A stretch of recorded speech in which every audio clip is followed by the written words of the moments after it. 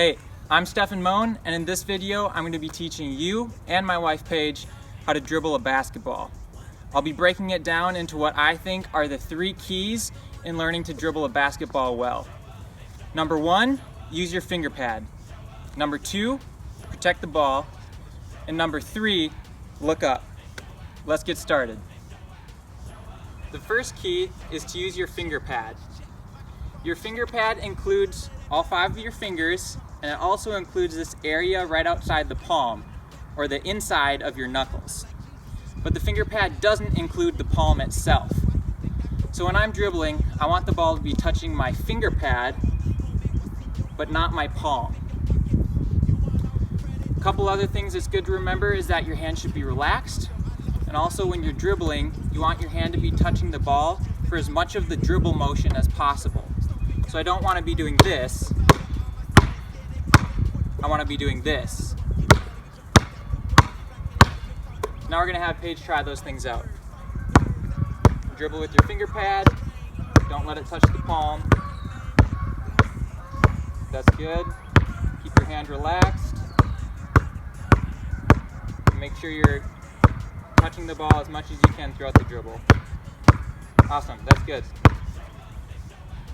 The second key is to protect the ball.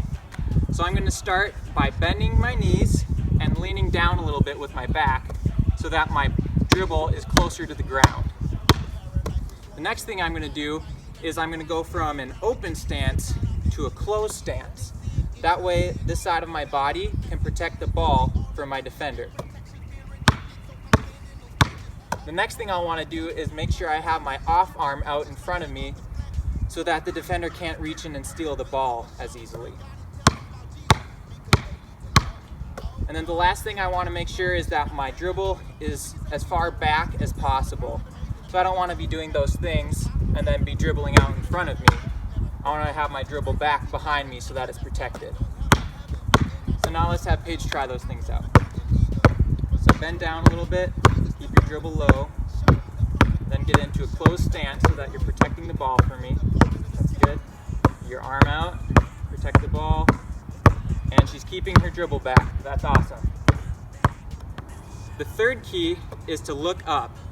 So I can be doing those first 2 steps really well, but if my eyes are down as I'm dribbling, I'm not going to know what's going on around me, and this is going to be bad if I'm in a game situation. And so I want to make sure that I'm dribbling with my finger pad, that I'm protecting the ball, but also that I'm looking up as I do that. Now I'm going to have Paige try those things. So start dribbling with your finger pad, protect the ball with the stance, that's good, and then look up so that you can see me. Wherever I go, Paige needs to be able to see me. Good job.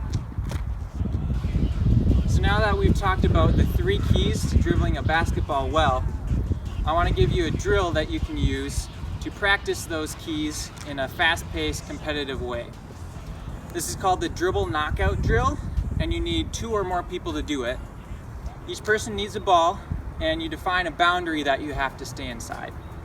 The drill begins when we start dribbling our balls, and I'm trying to protect my ball, but at the same time, I can be moving around and trying to swipe her ball away from her.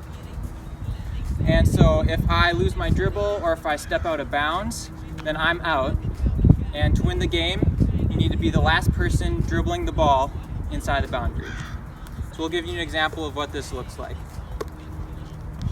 So I'm dribbling with my finger pad, I'm in a stance protecting the ball, and my eyes are up so I can see what's around me.